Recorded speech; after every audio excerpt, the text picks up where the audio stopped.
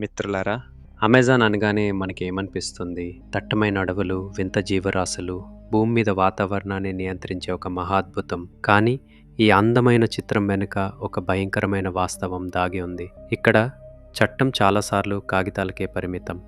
అధికారం, ధనం, మరి హింస రాజ్యమేలుతున్నాయి. ఇక్కడ జరిగే కార్యకలాపాలు కేవలం పర్యావరణానికే కాదు, తరతరాలుగా అక్కడ నివసిస్తున్న ఆదివాసీ తెగల మనుగడకే పెను ప్రమాదంగా మారాయి. ప్రభుత్వాలు నిషేధించిన, ప్రపంచం హెచ్చరించిన ఆగని ఘోర కార్యాల గురించి ఇప్పుడు తెలుసుకుందాం. మనం ఈ జాబితాను తక్కువ ప్రభావం ఉన్న దాని నుండి అత్యంత భయంకరమైన కార్యం వైపు చూడబోతున్నాం. మన జాబితాలో 5వ స్థానం నుండి నేరాల తీవ్రత మరింత పెరుగుతుంది.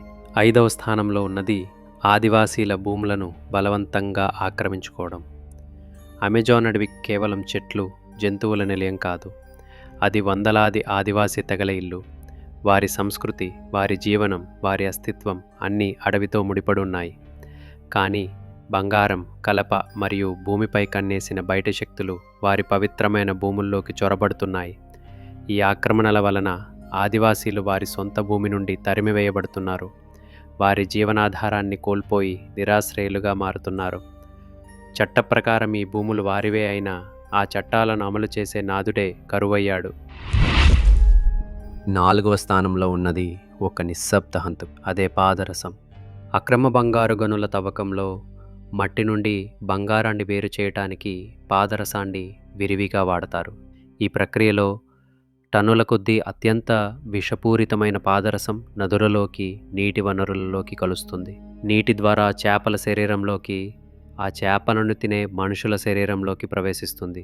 దీనివల్ల నాడీ వ్యవస్థ దెబ్బతినడం, పుట్టుకతో వచ్చే లోపాలు మరియు దీర్ఘకాలిక అనారోగ్య సమస్యలు తలెత్తుతాయి. ఎనోమామి వంటి తెగలపై జరిపిన పరిశోధనలలో వారి రక్తంలో ప్రమాదకరమైన స్థాయిలలో పాదరసం ఉన్నట్లు తేలింది. ఇది ఒక తరాన్ని నెమ్మదిగా చంపేస్తున్న రసాయనిక యుద్ధం. 3వ స్థానంలో ఉన్నది అత్యంత హృదయ విదారకమైన నేరం. ఆదివాసీ నాయకులు మరియు పర్యావరణ పరిరక్షకులపై జరుగుతున్న హింస, హత్యలు. తమ భూమిని, తమ అడవిని కాపాడుకోవడానికి ప్రయత్నించే వారి గొంతును నొక్కేందుకు నేరస్తులు ఏమాత్రం వెనుకాడరు. పర్యావరణవేత్తలు, జర్నలిస్టులు మరియు ఆదివాసీ నాయకులను బెదిరించడం, కిడ్నాప్ చేయడం మరియు అతి కిరాతకంగా హత్య చేయడం ఇక్కడ సర్వసాధారణం. ఒక నివేదిక ప్రకారం అమెజాన్ ప్రాంతంలో పర్యావరణం కోసం పోరాడుతున్న వారిపై దాడులు విపరీతంగా పెరిగాయి. తమ హక్కుల కోసం పోరాడినందుకు వారు ప్రాణాలనే మూల్యంగా చెల్లించాల్సి వస్తోంది.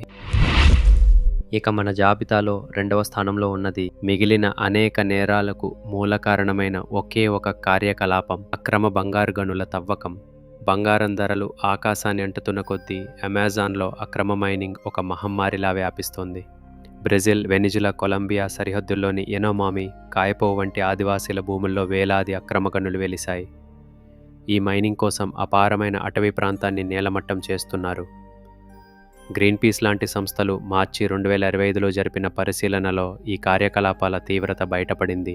ఈ కార్యకలాపాలు కేవలం అడవిని నాశనం చేయడమే కాకుండా నదులను విషపూరితం చేస్తాయి మరియు నేరపూరిత ముఠాలకు ప్రధాన ఆదాయ వనరుగా మారాయి. ఈ నిజాలు మిమ్మల్ని ఆలోచింపజేస్తే దయచేసి ఈ వీడియోను లైక్ చేసి మీ స్నేహితులతో షేర్ చేయండి. అమెజాన్ ఎదుర్కొంటున్న ప్రమాదాల గురించి మరింత మందికి తెలియజేయడమే మనం వేయగల మొదటి అడుగు. ఇలాంటి మరిన్ని ఆసక్తికరమైన వీడియోల కోసం మా ఛానల్కు సబ్స్క్రైబ్ చేసుకోవడం మర్చిపోకండి. మీరు తదుపరి ఏ అంశంపై వీడియో చూడాలనుకుంటున్నారో కామెంట్స్లో మాకు తెలియజేయండి. చివరగా మన జాబితాలో మొదటి స్థానంలో ఉన్నది ఒక నిర్దిష్టమైన కార్యం కాదు, అది ఈ ఘోరాలన్నింటినీ నడిపిస్తున్న ఒక అదృశ్య శక్తి. అమెజాన్ ఇప్పుడు కేవలం అడవి కాదు, అది డ్రగ్స్, ఆయుధాలు మరియు నల్లధనాన్ని మార్చుకునే ఒక నేరకూడలిగా మారింది. డ్రగ్ కార్టెల్స్, మిలీషియా గ్రూపులు మరియు అంతర్జాతీయ స్మాగ్లింగ్ నెట్వర్క్లు ఇక్కడ తమ స్థావరాలను ఏర్పాటు చేసుకున్నాయి. అక్రమ మైనింగు, కలప స్మాగ్లింగ్ ద్వారా వచ్చిన డబ్బును వారు డ్రగ్స్ వ్యాపారంలోకి, ఆ డబ్బును తిరిగి మైనింగ్లోకి పెట్టుబడిగా పెడుతున్నారు. ఈ నేర సంస్థలు ఎంతగా బలపడ్డాయంటే కొన్ని ప్రాంతాల్లో అవి ప్రభుత్వాలను సైతం శాసించే స్థాయికి చేరుకున్నాయి. ఇది అమెజాన్ భవిష్యత్తుకే కాకుండా ఆ దేశాల సార్వభౌమత్వానికే ప్రమాదమని నిపుణులు హెచ్చరిస్తున్నారు. ఈ వ్యవస్థీకృత నేరమే అమెజాన్‌లో చట్టాన్ని చుట్టంగా మార్చి ఈ ఘోరాలన్నీ నిరాటంకంగా కొనసాగడానికి అసలు కారణం.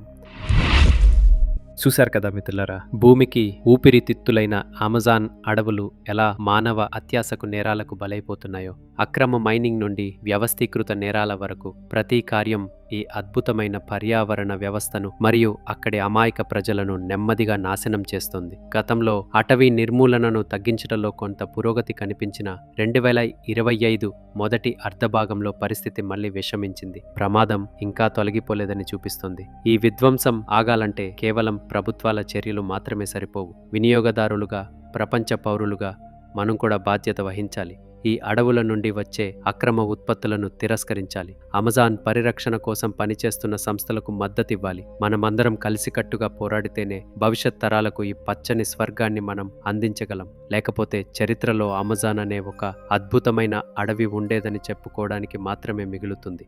ఆశిస్తున్న ఫ్రెండ్స్, మీకు ఈ ఎపిసోడ్ ఇష్టమైందని. ఇంకో ఇంట్రెస్టింగ్ వీడియోతో మళ్ళీ కలుద్దాం. వీడియో చివరి వరకు చూసినందుకు ధన్యవాదాలు.